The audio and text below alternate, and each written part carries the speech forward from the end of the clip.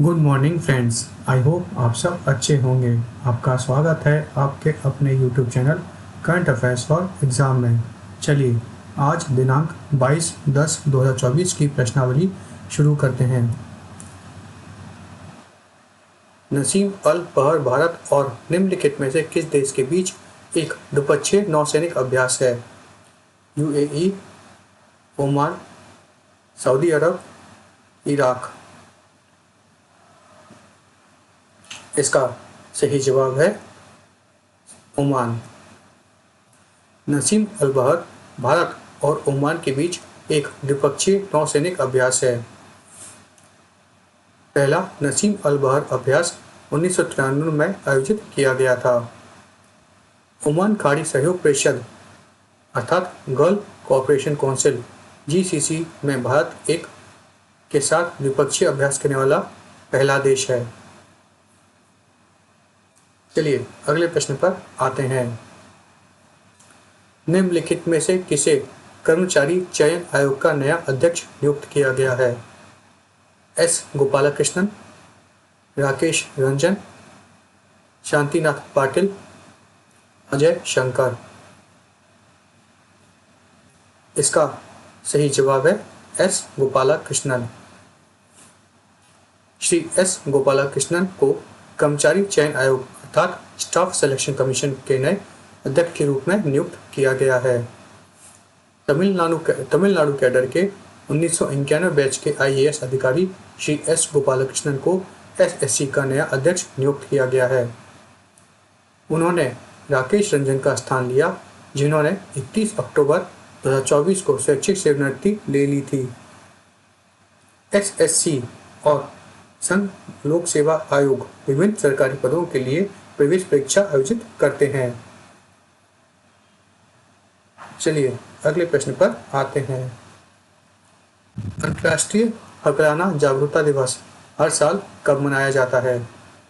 21 अक्टूबर, 22 अक्टूबर, 23 अक्टूबर, 24 अक्टूबर।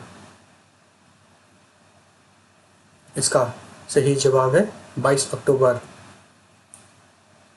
अंतर्राष्ट्रीय हकलाना जागरूकता दिवस हर साल 22 अक्टूबर को मनाया जाता है। इस दिन का उद्देश्य हकलाहट के बारे में जागरूकता बढ़ाना है, जो एक भाषा विकार के है जिसमें ध्वनियों, अक्षरों या शब्दों की अनैच्छिक पुनरावृत्ति होती है और इसके साथ जुड़े कलम का मुकाबला करना है। 2024 के लिए अंतर्राष्ट्रीय हकलाहट जागरूकता दिवस का थीम है द पावर ऑफ लिसनिंग। 1997 में इंटरनेशनल फ्लुएंसी एसोसिएशन सम्मेलन में नेशनल स्टटिंग प्रोजेक्ट के सह संस्थापक माइकल सुगरमैन ने हकलाने के प्रति जागरूकता के लिए एक अंतर्राष्ट्रीय दिवस मनाने की मांग उठाई। सुगरमैन की इच्छा 1998 में पूरी हुई, जब European League of Stuttering Association, International Fluency Association ISA आईएसए ने 22 अक्टूबर को हकलाने के प्रति जागरूकता दिवस घोषित किया। चलिए अगले प्रश्न पर आते हैं। ग्रीन एनर्जी कॉरिडोर जीईसी चरण 2 अंतरराज्यीय ट्रांसमिशन सिस्टम आईएसटीएस परियोजनाओं के लिए 13 गीगावाट नवकरणीय ऊर्जा परियोजना को निम्नलिखित में से किस स्थान पर मंजूरी दी गई?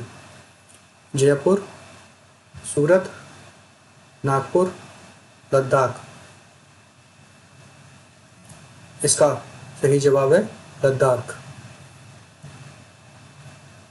लद्दाख में 13 गीगावाट अक्षय ऊर्जा परियोजना के लिए ग्रीन एनर्जी कॉरिडोर चरण 2 अंतरराज्यीय ट्रांसमिशन सिस्टम परियोजना को आर्थिक मामलों की कैबिनेट समिति द्वारा मंजूरी दी गई थी। इस परियोजना की अनुमानित लागत 20,773 करोड़ रुपए है, जिसमें निर्माण के दौरान ब्याज शामिल नहीं है। पीजीसीआईएल अर्थात power grid corporation of India limited इस परियोजना का क्रियान्वयन करेगा। ट्रांसमिशन लाइन हिमाचल प्रदेश और पंजाब से होते हुए हरियाणा के कैथल तक जाएगी, जहां यह राष्ट्रीय ग्रिड से जुड़ेगी। चलिए अगले प्रश्न पर आते हैं। निम्नलिखित में से किस देश को विश्व स्वास्थ्य संगठन द्वारा आधिकारिक तौर पर मलेरिया मुक्त घोषित किया गया था? Libya, Algeria, Egypt, niger. इसका सही जवाब है इजिप्ट। हाल ही में वर्ल्ड हेल्थ ऑर्गेनाइजेशन अर्थात विश्व स्वास्थ्य संगठन द्वारा मिस्र को आधिकारिक तौर पर मलेरिया मुक्त घोषित किया गया है। मिस्र, संयुक्त अरब अमीरात और मोरक्को के बाद संयुक्त रूप से मलेरिया मुक्त प्रमाणन प्राप्त करने वाला WHO पूर्वी भूमध्य क्षेत्र का तीसरा देश है। WHO ने सबूतों के आधार पर मिस्र की स्थिति को प्रमाणित किया कि मलेरिया संरक्षण श्रृंखला कम से कम 3 वर्षों के लिए टूट गई थी। चलिए अगले प्रश्न पर आते हैं। हाल ही में निम्नलिखित में से किस स्थान पर पहली कोयला गैलरी का उद्घाटन किया गया है? मुंबई, रायपुर, नई दिल्ली, सिंगरौली। इसका सही जवाब है नई दिल्ली। हाल ही में नई दिल्ली में पहली कोयला गैलरी का उद्घाटन किया गया है। केंद्रीय मंत्री श्री गजेंद्र सिंह शेखावत और श्री सतीश चंद्र दुबे ने राष्ट्रीय विज्ञान केंद्र नई दिल्ली में भारत की पहली कोयला गैलरी का उद्घाटन किया। प्रदर्शनी का शीर्षक है black diamond unveiling the depth और इसमें कोयला और अन्य खनिजों की खोज, निष्कर्षण प्रक्रिया और खनन तकनीकों के पता लगाया जाएगा। चलिए अगले प्रश्न पर आते हैं। निम्नलिखित में से किसे भारतीय चैम्बर ऑफ कॉमर्स का अध्यक्ष नियुक्त किया गया है? राजीव सिंह, पार्थिव नियोटा, एस नटराजन, अबुदई जिंदल। इसका सही जवाब है अबुदई जिंदल। अबुदई जिंदल को इंडियन चैम्बर ऑफ कॉमर्स का अध्यक्ष नियुक्त किया गया है। चलिए अगले प्रश्न पर आते हैं। निम्नलिखित में से कौन सी राज्य सरकार विकलांग लोगों की जरूरत को संबोधित करने के लिए समर्पित विशेष अदालतें स्थापित करेगी? आंध्र प्रदेश, दिल्ली, तेलंगाना, केरल। इसका सही जवाब है दिल्ली। दिल्ली राज्य सरकार विकलांग लोगों की जरूरतों को संबोधित करने के लिए समर्पित विशेष अदालतें स्थापित करेगी। लक्ष्य निष्पक्ष और त्वरित न्याय प्रदान करना और विकलांग लोगों की कानूनी कार्रवाई में भाग लेने में मदद करना है। दिल्ली सरकार की पहल न्यायिक सुधार और विकलांग लोगों के अधिकारों की सुरक्षा की दिशा में एक महत्वपूर्ण कदम है। चलिए अगले प्रश्न पर आते हैं। निम्नलिखित में से किस देश में भारतीय दूतावास के प्रवासी परिचय के 2024 संस्करण का आयोजन किया गया? सऊदी अरब, संयुक्त अरब अमीरात, फ्रांस, जर्मनी। इसका सही जवाब है सऊदी अरब। सऊदी अरब में भारतीय दूतावास के प्रवासी परिचय 2024 संस्करण का आयोजन किया गया। प्रवासी परिचय एक सप्ताह तक चलने वाला सांस्कृतिक उत्सव है जिसमें भारतीय विरासत और प्रवासी समुदाय का जश्न मनाया जाता है।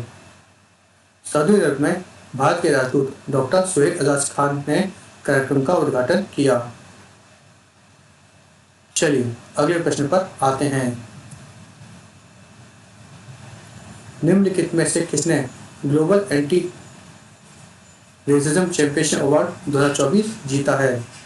उर्मिला चौधरी, अदिति आनंद, सीताराम जिंदल, यंग लियू। इसका सही जवाब है उर्मिला चौधरी। नेपाल की उर्मिला चौधरी ने ग्लोबल एंटी चैंपियनशिप अवार्ड 2024 जिसे जीता है, जिसे विदेश मंत्री एंटनी जे ब्लिंकन ने प्रदान किया। यह पुरस्कार 6 नागरिक समाज नेताओं को उनके असाधारण साहस, नेतृत्व और नस्ली समानता, न्याय और मानवाधिकारों को आगे बढ़ाने की प्रतिबद्धता के लिए सम्मानित करता है। चलिए अगले प्रश्न पर आते हैं। हाल ही में स्वावलंबन शक्ति अभ्यास निम्नलिखित में से किस स्थान पर आयोजित किया गया था? पठानकोट, आगरा, झांसी, मथुरा। इसका सही जवाब है झांसी। भारतीय सेना की सुदर्शन चक्र कोर ने झांसी के पास बमिना फील्ड फायर रेंज में स्वावलंबन शक्ति अभ्यास का आयोजन किया। इसका प्राथमिक उद्देश्य विशिष्ट एवं उभरती प्रौद्योगिकी के एकीकरण के माध्यम से युद्ध क्षमताओं को बढ़ाना है। चलिए अगले प्रश्न पर आते हैं। लुआंग क्वांग को निम्नलिखित में से किस देश का राष्ट्रपति चुना गया है? Philippines, Cambodia, Vietnam, Laos. इसका सही जवाब है वियतनाम। लुआंग क्वांग को वियतनाम का राष्ट्रपति चुना गया है। चलिए अगले प्रश्न पर आते हैं।